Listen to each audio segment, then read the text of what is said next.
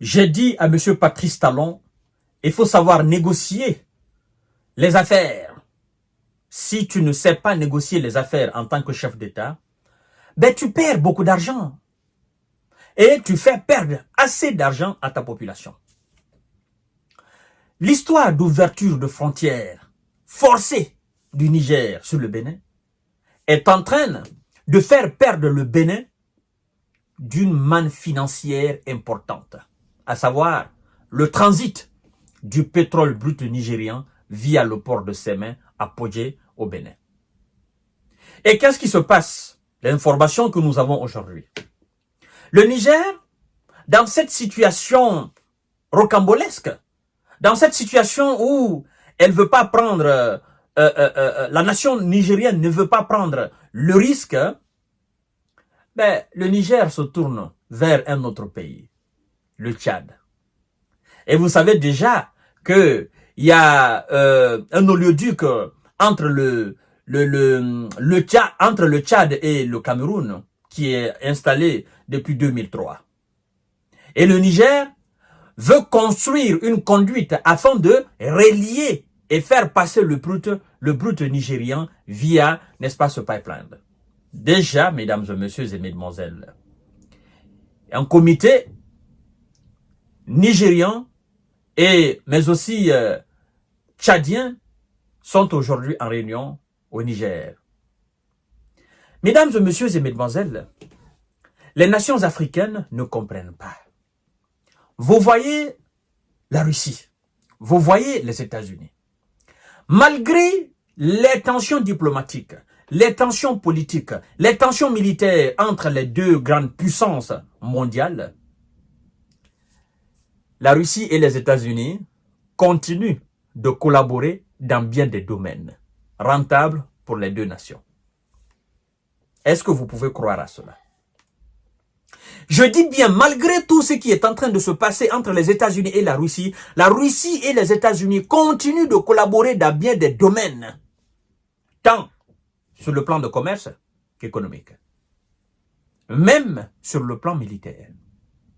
Oui. Ah, c'est étrange, mais c'est ça. Donc, ces gens, ils savent évoluer ensemble. Ils savent faire des affaires. Malgré que l'Europe occidentale est opposée à la Russie, les pays européens continuent toujours de consommer les hydrocarbures russes, le gaz liquéfié russe. Les pays européens continuent de consommer l'uranium enrichi de la Russie. Il y en a d'ailleurs qui ont augmenté leurs demandes. Monsieur Patrice Talon, pourquoi vous vous tenez mordicus à l'ouverture forcée de la frontière nigérienne? Pourquoi? Est-ce que vous avez une idée derrière la tête? Est-ce que vous êtes en train de planifier quelque chose? Mais toute chose a une fin.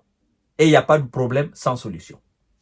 Mesdames et messieurs et mesdemoiselles, partagez la vidéo. Je suis très heureux de vous savoir nombreux et nombreuses sur cette page, sur cette chaîne YouTube Kanteji Visionnable. Vrai. Le Tchad et le Niger discutent du transit du brut nigérian via le pipeline Tchad-Cameroun. Oui, via le pipeline Tchad-Cameroun. Cela existe depuis 2003. Et c'est facile. Tout est facile pour un État, parce que c'est l'État qui a les moyens. Mesdames et messieurs, au cœur des discussions, la construction d'une conduite reliant le site d'Agadem dans l'est du Niger au pipeline existant Tchad-Cameroun. Un comité de pilotage a été mis en place pour conduire ce projet.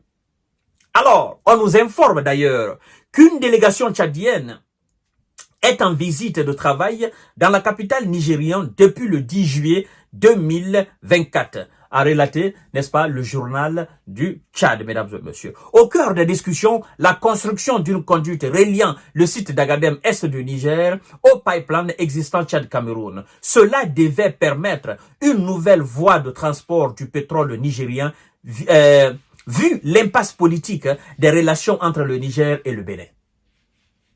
Vous voyez? Et la même source d'information nous informe, continue l'information en disant la délégation tchadienne est présidée par monsieur Ndolemdji Alexis Naimbaye, ministre du pétrole, des mines et de la géologie. Côté nigérien, est aux commandes le ministre en charge du pétrole, Mahaman Mustafa Barke Bako. Chères dames, chers messieurs, chères demoiselles, un comité de pilotage a été mis en place pour conduire ce projet, d'après le Tchad Info. De plus, les discussions portent sur la reconstruction, n'est-ce pas, du contrat de fourniture de gasoil nigérien au Tchad. Le pipeline Tchad-Cameroun est opérationnel depuis 2003. Déjà en 2013, le Niger avait signé un accord avec le Cameroun sur le transit de ses hydrocarbures via ce pipeline. Alors, dans tout ça là, qui perd? C'est le Bénin qui perd. Si M. Patrice Talon pense que sans le Bénin, le brut nigérien ne peut pas sortir du Niger, aller à l'extérieur, c'est un mauvais calcul politique. C'est un mauvais calcul politique. C'est pourquoi un dirigeant, tu dois mettre de côté les émotions. Et tu dois être réaliste. Et tu dois surtout viser les intérêts généraux de ton pays. Même si ça doit toucher tes propres intérêts. Mais à partir du moment où ce sont des intérêts du pays, ben écoutez, tu mets tes intérêts de côté. Alors, c'est que le Niger, dans les conditions normales, devait payer au Bénin, ben c'est ce qui sera payé alors au Cameroun et au Tchad. Pourvu que les hydrocarbures nigériens sortent de ce pays-là. Ah oui, c'est le monde des affaires. Si c'est pas toi, c'est quelqu'un d'autre.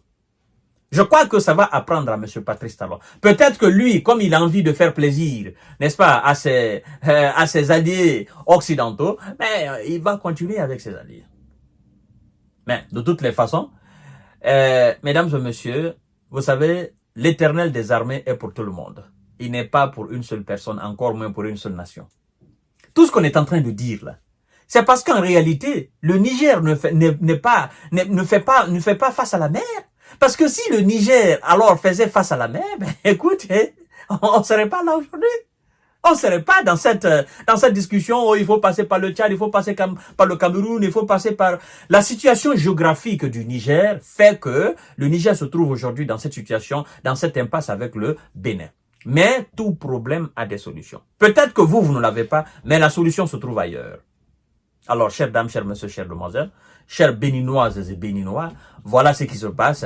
L'argent qui devait entrer dans votre caisse et qui devait permettre votre administration à construire des infrastructures de haute qualité, de standing international, ben écoutez, ces milliards ou ces millions de dollars, naturellement, vont entrer dans les poches de l'État tchadien et de l'État camerounais. Voilà. De toutes les façons, c'est l'Afrique qui gagne. Que ce soit le Tchad ou le Cameroun, si l'argent entre dans la caisse de ces États-là, ben écoutez, c'est l'Afrique qui gagne aussi. Si Patrice Talon avait compris, ben c'est que tout ce qu'on est en train de dire là, Bénin c'est plus facile. Au lieu de faire le contour, Bénin c'est plus facile. Mais puisque le mec ne veut pas comprendre, il veut jouer au dur et il a en face de lui des militaires. On ne fait pas le dur avec des militaires. Non. Non. C'est des gars qui sont parfois réalistes, mais ils sont parfois durs, catégoriques. En fait, eux, ils sont pas dans la démagogie. Ils sont pas dans la politique politicienne. Eux, c'est des gars qui vont droit au but. Voilà. À tout à l'heure pour notre série d'informations de décortiquage. Le Bénin va perdre énormément d'argent. Et peut-être que ça va ralentir un peu l'exploitation et l'exportation des hydrocarbures nigériens. Mais ça ne va pas les stopper. Et d'ailleurs, le Niger va vendre, continuer ou commencer à vendre du gasoil au Tchad, mais aussi au Cameroun. Hein? Le Niger ravitaille déjà le Burkina Faso, le Mali et je crois bien aussi le Togo. Voilà. Donc, mesdames et messieurs, vous restez scotchés. Vous continuez à vous abonner sur cette page Kanteji Visionnaire le vrai, mais aussi sur mes différentes pages Facebook. Merci beaucoup. Très belle soirée à vous.